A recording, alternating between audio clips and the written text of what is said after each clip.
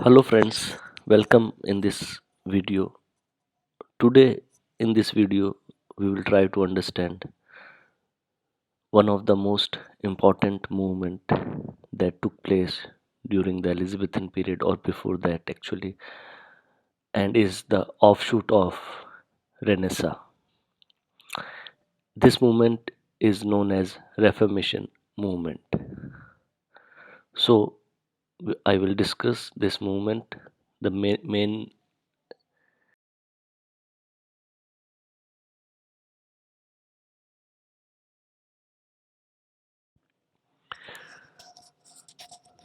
Reformation is a 16th century religious, political, intellectual, and cultural upheaval that splintered Catholic Europe, setting in place the structures and beliefs that would define the continent in the modern era. In northern and central Europe, reformers like Martin Luther, John Calvin, and Henry VIII challenged papal authority and questioned the Catholic Church's ability to define Christian practice. They argued for a religious and political redistribution of power into the hands of Bible and pamphlet reading pastors and princes. The disruption triggered wars, persecutions, and the so called Counter Reformation. The Catholic Church delayed but forcefully responds to the Protestants. Historians usually date the start of the Protestant Reformation to the 1517 publication of Martin Luther's 95 Theses. Its ending can be placed anywhere from the 1555 Peace of Augsburg, which allowed for the coexistence of Catholicism and Lutheranism in Germany, to the 1648 Treaty of Westphalia, which ended the 30 Years' War. The key ideas of Reformation, a call to purify the church and a belief that the Bible, not tradition, should be the sole source of spiritual authority, were not themselves novel. However, Luther and the other reformers became the first to skillfully use the power of the printing press to give their ideas a wide audience.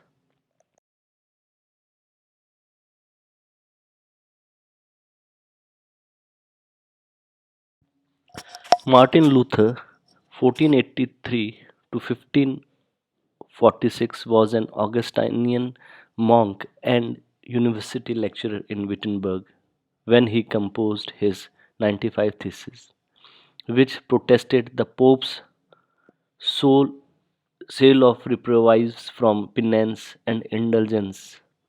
Although he had hoped to spur renewal from within the church, in 1521 he was summoned before the Diet of Worms and excommunicated.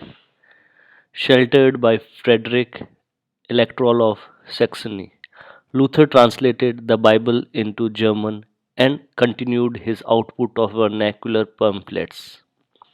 When German peasants, inspired in part by Luther's empowering priesthood of all believers, revolted in 1524, Luther sided with the Germany's princes. By the Reformations and Lutheranism had become the state religion throughout much of Germany, Scandinavia, and the Baltics. The Swiss Reformation began in 1519 with the sermons of Ulrich Zwingli, whose teaching largely paralleled Luther's.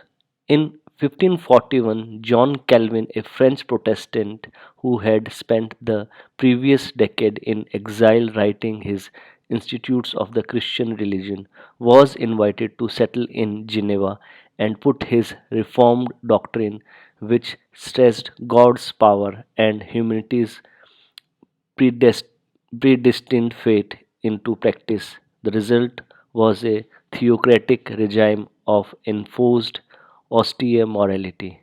Calvin's Geneva became a hotbed for Protestants exiles, and his doctrines quickly spread to Scotland, France, Transylvania, and the Low Countries, where Dutch Calvinism became a religious and economic force for the next 400 years.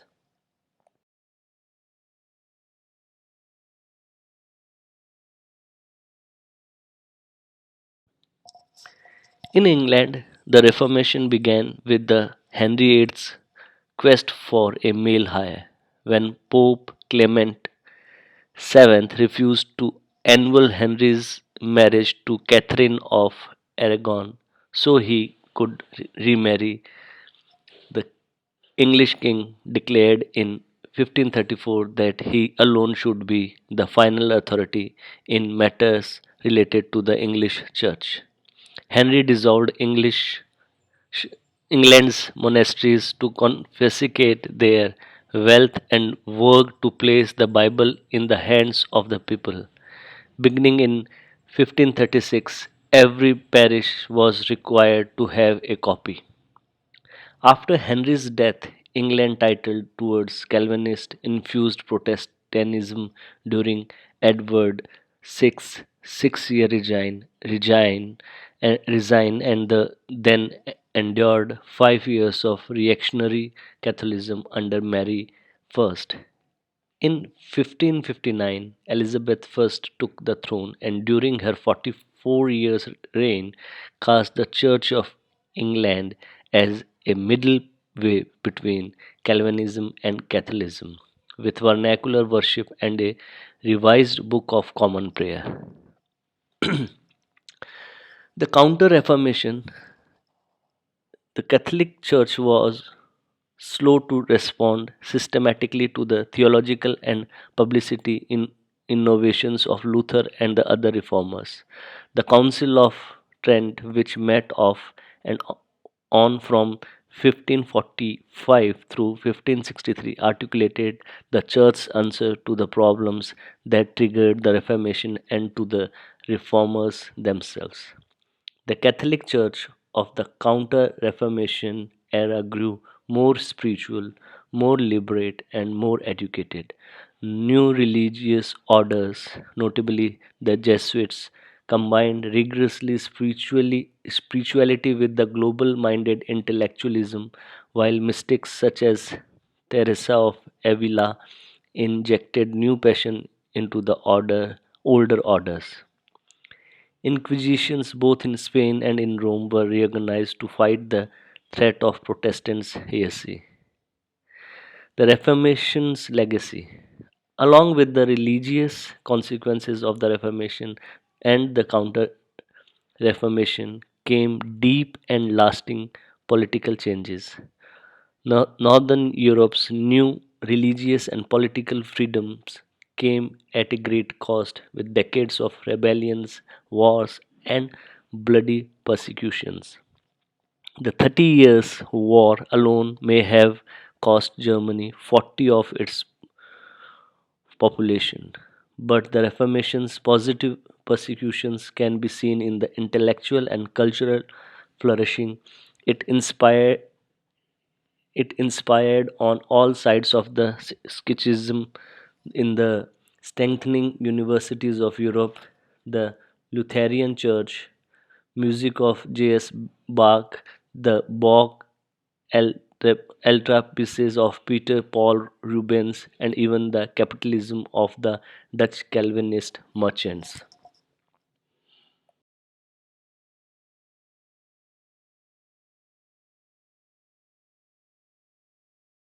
So, a quick recap to the Reformation movement.